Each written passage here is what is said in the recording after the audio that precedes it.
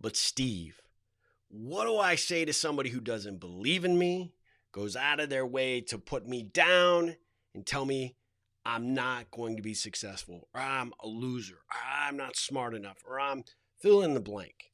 You been there? I know I have. Let's get into it. Hey, Josh, this is where you cut.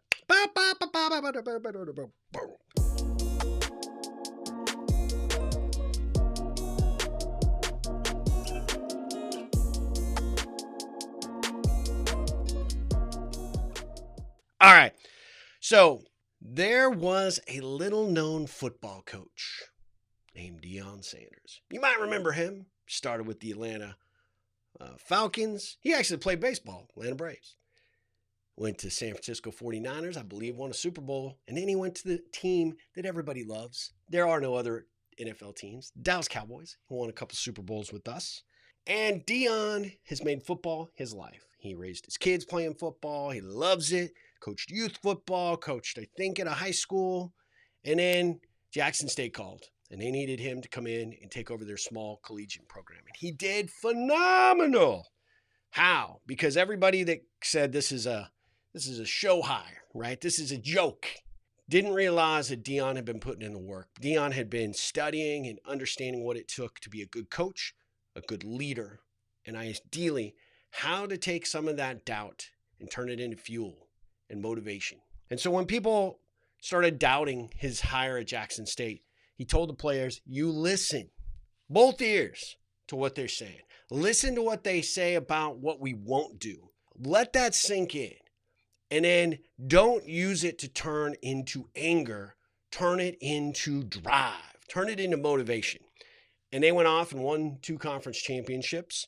Pretty soon, some guys from Boulder, Colorado, flew down and they're knocking on his door. Ding, ding, ding, ding. Knock, knock, knock, knock. Deion's like, what you want? Opening the door. And they're like, we want you to come to Boulder. We love what you're doing. Keep in mind, Boulder had sucked. Colorado University had sucked for a long time. So long. Beautiful program, beautiful facilities, not winning games. So they fly him up there. They wine and dine prime time, Coach Prime, and he takes the job.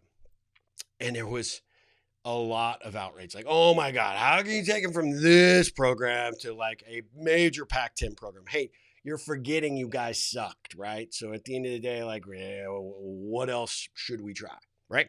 He shows up before he goes in and has the press conference, or maybe he does have the press conference, and he said something to the effect like, I hear what's being said. I know what you're thinking. I know what you're doing. I know what you're trying to do to undermine the confidence of me and my players. And it isn't going to work. Didn't work in Jackson State. It's not going to work here. And I tell you what, I'm keeping receipts. And I'll remember each and every one of you. He goes off, meets with the players. There's a whole bunch of players returning. And he says, boys, here's the thing. A lot of you are not needed. Now, you want to kind of come, try back out for the team. You want to prove that you want to be here.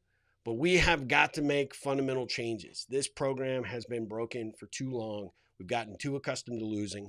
And unfortunately, I'm bringing my own luggage. I'm bringing my own players. He told the starting quarterback, you are out of a job, sir. Feel free to stick around, be the backup, but I have confidence in the quarterback that I am bringing, which happens to be his son. Nepotism, we can get into that in another video. But at the end of the day, he knew what he knew. That kid was talented. And he told these players that if they had the guts and the glory to stay, they could do it. They all took off, bunch of cowards to the portal. The players he brought in, everybody was making a joke. I mean, we're talking about a wholesale roster change. Everybody from different programs and disciplines and whatnot. And the media was just having a field day with it, right? At the end of the day, he just kept telling his players, you listen, both ears, hear what they're saying. Don't get pissed off. Don't get angry. Turn it into motivation. Turn it into drive to actually make something happen.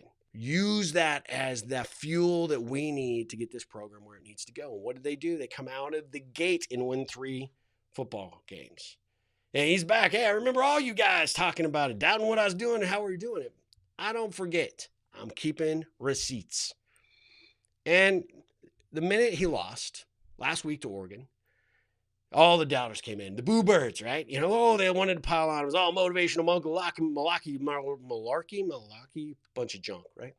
Oh, yeah, how's that working for you, Dion? You just get blown out. He's like, you better get your shots in now. Because guess what? This is the worst our program will ever be, because this level of performance is not acceptable. And our guys know it.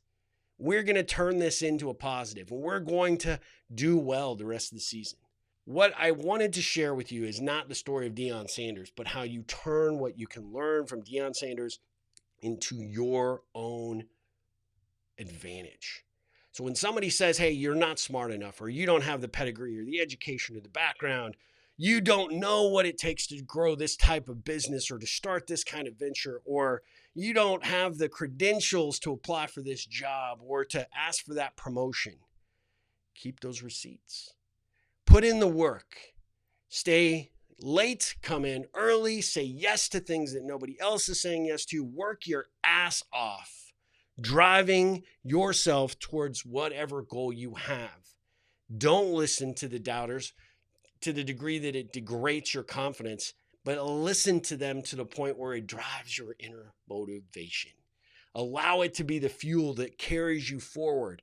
And you'll eventually get to where you can be at your lofty perch of success and looking around and everybody's like, what the hell just happened? I don't understand. How'd that happen? I don't know. But you know why it happened? Because you guys spend more time down there trying to cut other people down than focusing on your own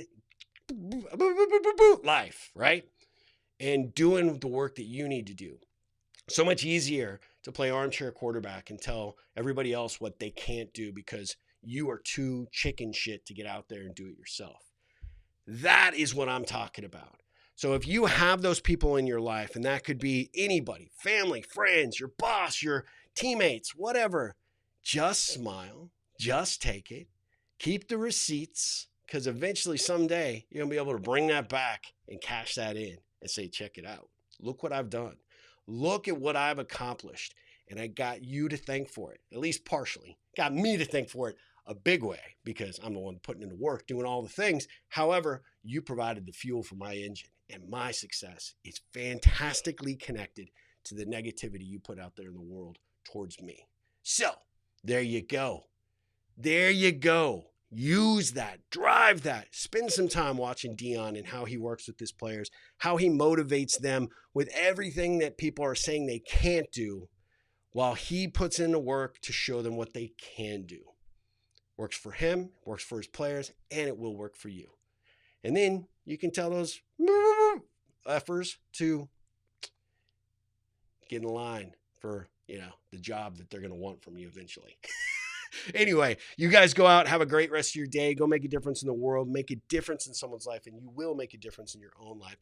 And screw the haters. And as always, ripple on.